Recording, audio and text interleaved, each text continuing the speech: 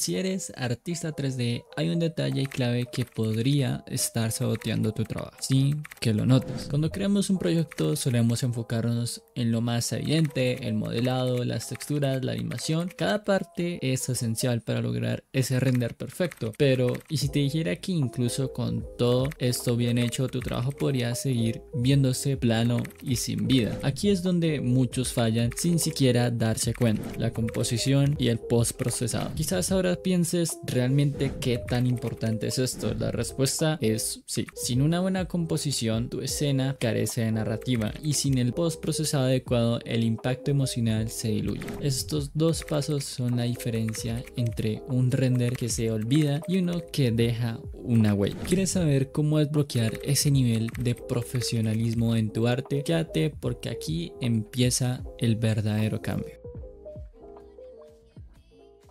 ¿Por qué la composición o el postprocesado es importante para cualquier proyecto que tengamos? Imagina esto: terminas un modelo 3D que te tomó días, los detalles son perfectos, todo está muy bien, los materiales se ven increíbles y todo encaja, pero cuando renderizas la imagen no tiene el impacto que imaginabas. Tal vez sea la iluminación, el color de los objetos, el color de la imagen. Aquí es donde entra el juego de la composición y el postprocesado. Estos dos pasos son como la última pincelada de una obra de arte. Define cómo se percibe tu trabajo y aseguran que todo brille como debe. Ejemplo: una escena con un personaje, una mala composición puede hacer que el fondo distraiga demasiado, pero si usas líneas diagonales o iluminar estratégicamente o utilizar el color a tu favor, toda la atención se centrará en los elementos clave, y ahí es donde la historia realmente cobra vida. Después de haber pasado con esta pequeña introducción y por qué realmente es importante la composición, voy a darte unos tips básicos y cómo navegar si eres principiante en el compositor en Blender, donde puedes componer tus renders directamente trabajados en Blender. Y bueno, ya haber introducido un poco a lo que vendría a ser por qué la composición es tan importante, ya estamos acá en Blender y les voy a enseñar la navegación básica para los que no saben de cómo es el compositor. En este caso, en lo que yo suelo recomendar es abrir una nueva ventana desde acá directamente. En este caso estoy usando un proyecto de Blender Kit, donde acá el link estará abajo, donde pueden descargar assets, proyectos y todo lo que necesiten para sus escenas. Y en este caso, bueno, ya expandí una pestaña, vamos acá donde dice compositor, le damos donde dice use nodes y nos genera estos nodes. Para las personas que anteriormente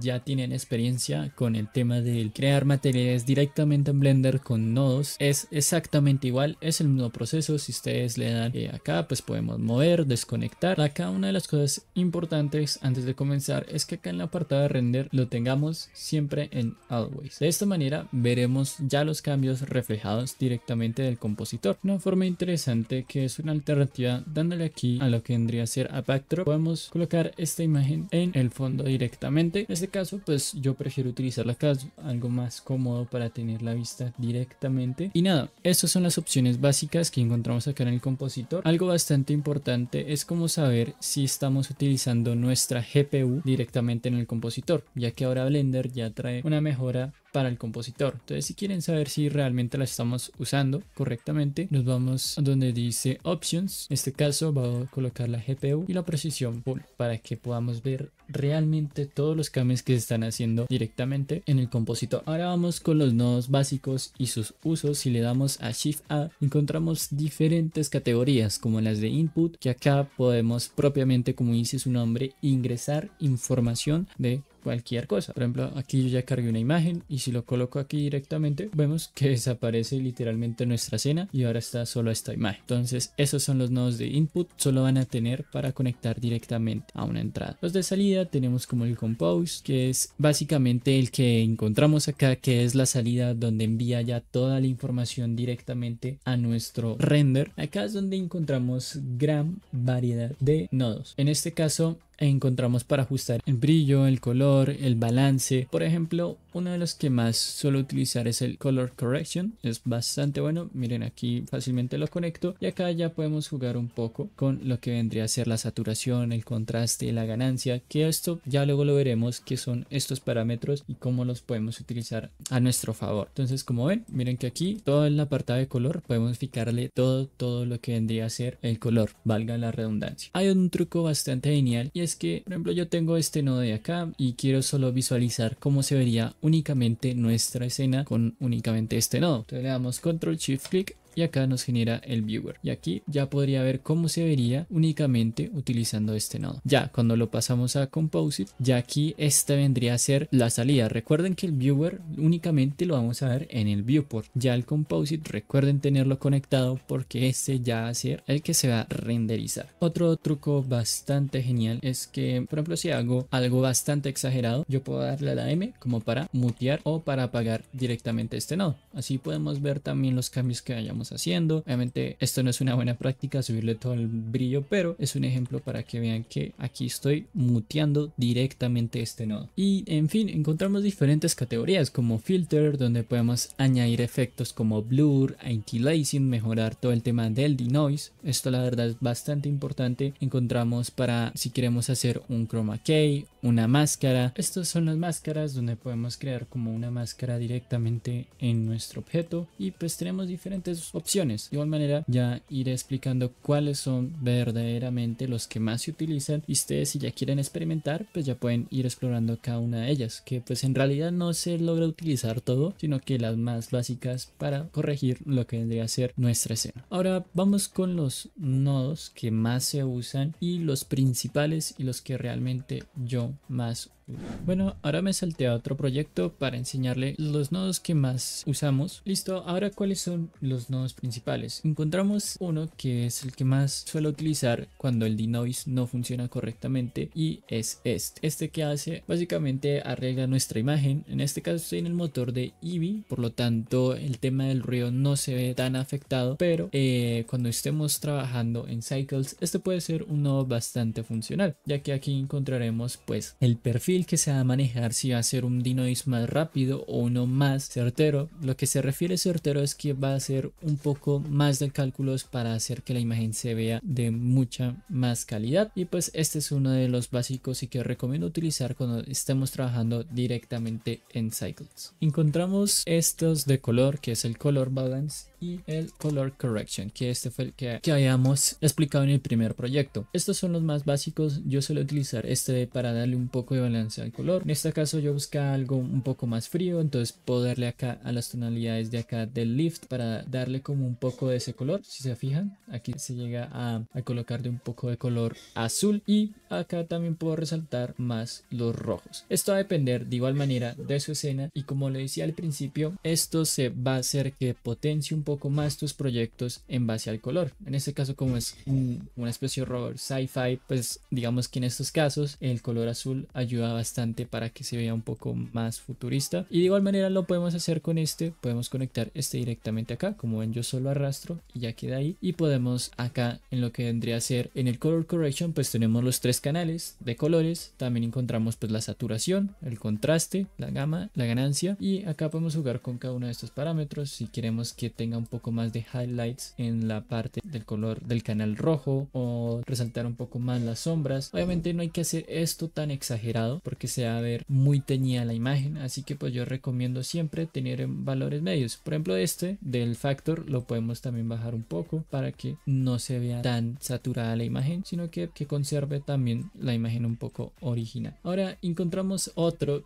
bastante genial, y es el glare. Este nodo anteriormente ya existía, pero pues como ustedes ven en la nueva versión de Eevee no tenemos el bloom. Mucha gente se preguntaba, pero ¿dónde está el bloom en Blender? Pues ahora esto lo reemplazó. Acá tenemos el glare, y le damos Shift A y buscamos glare, y ya lo tenemos, y vamos a conectarlo. Como ven, esto ya genera el bloom. ¿Qué parámetros encontramos acá? Pues tenemos la opción del bloom común y corriente de toda la vida. Tenemos otros bastante interesantes como el ghost, que va a generar un efecto totalmente diferente. Como ven acá directamente en la escena nos genera como esta especie de brillo. Obviamente lo debemos adecuar, y pues dependiendo a nuestra escena. Acá tenemos obviamente la calidad, si va a ser de calidad media, bloom, alta o baja. En este caso pues vamos a dejarlo en alta para verlo bien que hace. Tenemos el streaks, que nos genera como esta especie de bloom como si fuera, no sé, me recuerda como a estas típicas de los 80 que se ve así como en ese bloom todo brilloso. Y pues también encontramos los diferentes parámetros. Aquí podemos jugar con el color modulation, que va a ser que tanto va a reflejar los colores, los que tengan el bloom activado. Encontramos el mix, pues para mezclarlo un poco con la escena, el threshold. Aquí esto va a depender mucho de nuestra escena. Y acá una cosa bastante interesante es que encontramos pues la forma de cambiar la forma del bloom.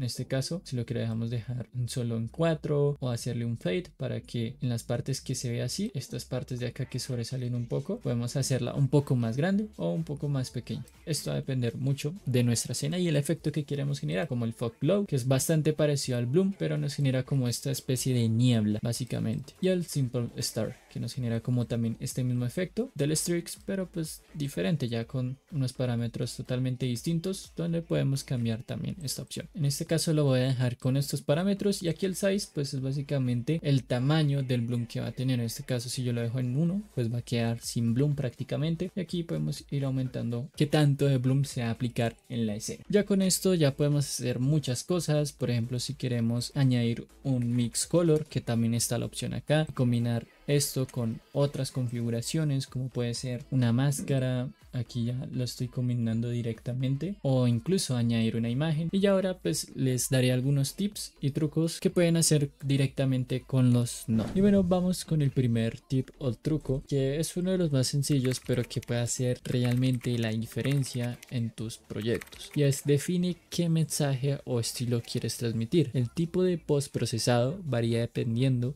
si buscas un estilo realista, artístico o cinematográfico. Tener una referencia clara ayudará a mantener esta coherencia. Ejemplo, un render arquitectónico necesita una atmósfera realista, mientras que una ilustración 3D puede permitirse efectos más estilizados. El segundo es corrección de color o gradación de color. Esto va a depender mucho de nuestros proyectos, pero en este caso hay dos formas interesantes en el caso de que quieras corregir el color dentro de tus escenas. Encontramos el color correction, donde podemos hacer todos los ajustes necesarios en nuestra escena y pues aquí darle el toque que realmente queremos. Entonces esta es una opción bastante interesante del color correction, y tenemos otra que es el color ramp, que vendría a ser la gradación del color. En este caso, si lo coloco acá, vean que nos genera un efecto bastante interesante, y esto se puede utilizar muchísimo para crear un look estilizado, añadiendo una atmósfera o emoción específica como tonos cálidos o fríos. Acá ya podemos tener manejo un poco más del color, además de que encontramos pues los diferentes efectos. Por ejemplo, en este de constant podemos generarlo un poco más fuerte y que se vea más definido, o si queremos algo más suave pues encontramos el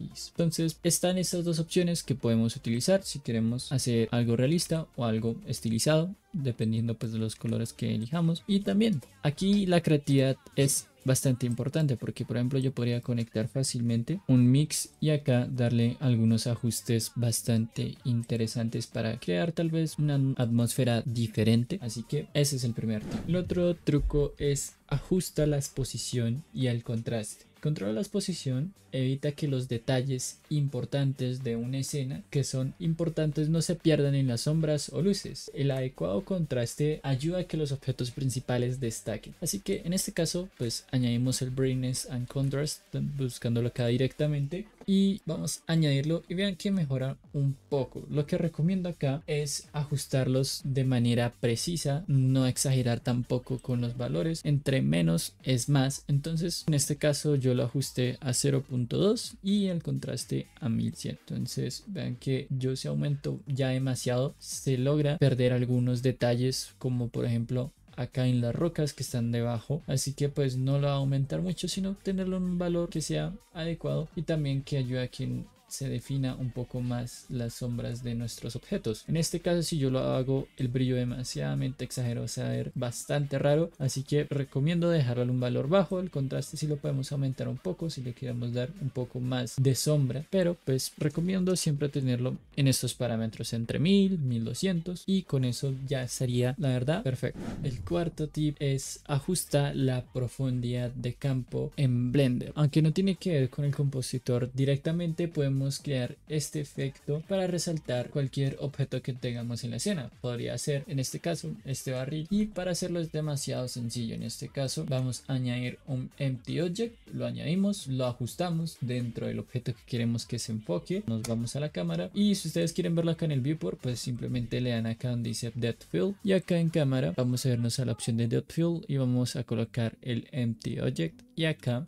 ya dándole render ya podemos ver directamente el efecto, así que les recomiendo esto, ajustarlo a un valor que no sea tan exagerado de igual manera, porque si lo hacemos así no se ve tan bien. En este caso queda mejor dejarlo en un valor de 2.2, 1.5, en esos valores creería que es lo más correcto y se ve bastante bien para enfocar a algún objeto en específico. Además de que si ya lo tenemos configurado, por ejemplo si nos entramos a la cámara, estamos en la cámara, le doy acá donde dice View, Navigation y podemos literalmente caminar, o como si estuviéramos jugando un videojuego con WASD, podemos mover la cámara. Y lo chévere es que a la hora de nosotros añadir propiamente el empty object acá, la cámara automáticamente va a enfocar al objeto. Miren, si yo trato de alejarme un poco, ven que todavía sigue enfocando al objeto. Ya si me hago más cerca se desenfoca un poco más porque pues ya estamos más cerca del objeto, así que es bastante bueno que utilicen el tema de los empty object.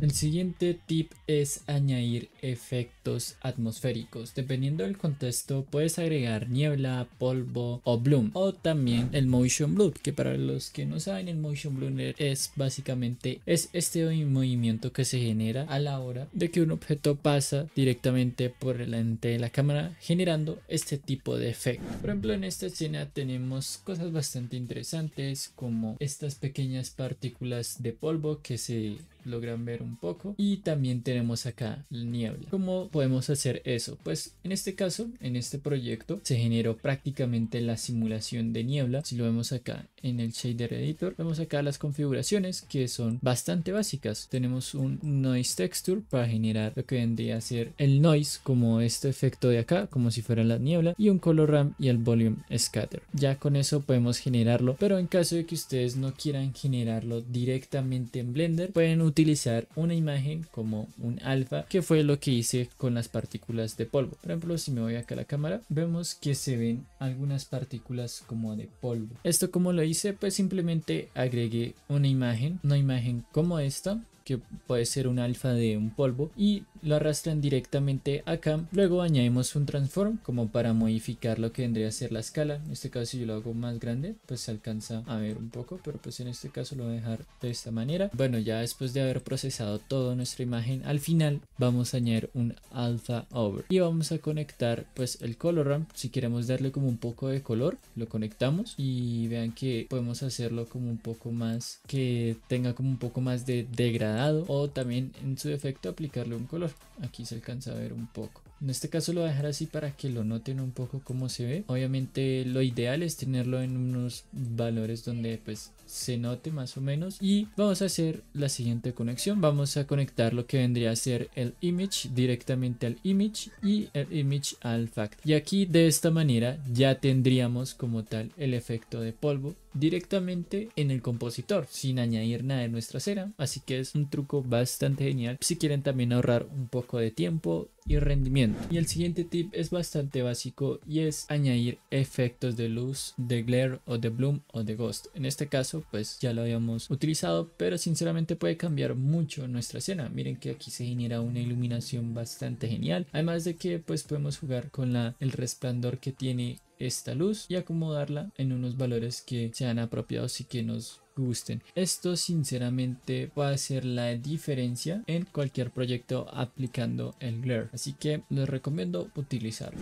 Y ya por último, el siguiente consejo y tip es utilizar este nodo que se llama Lens Distortion. El Lens Distortion, ¿qué hace? Vemos acá la diferencia. El Lens Distortion va a distorsionar como tal el lente de lo que vendría a ser la cámara, generando este efecto, como algo como si estuviéramos viendo a través del ojo ojo de un pez. Así que miren, yo lo muteo y lo vuelvo a agregar y ahí ven la diferencia. Esto añade un toque de realismo y pues podemos modificarlo a nuestro antojo, generando pues efectos bastante interesantes. Por ejemplo, en una escena sci-fi podemos colocar este de dispersión y ven cómo se genera esta distorsión de acá. En este caso no queda tan bien, por lo que no es una escena como tal sci-fi, pero para escenas como eso se pueden utilizar y puede darle un toque bastante interesante a nuestras imágenes. El último consejo que les puedo dar acerca de la exportación y el formato es que tengan en cuenta estas dos cosas. Esto de igual manera va a depender si la imagen va a ser para una web, para un video o una impresión. Siempre es recomendable tener una buena resolución y también validar el tipo de formato. Acá en Blender encontramos el formato. En este caso les recomiendo que si van a exportarlo en PNG o TIFF,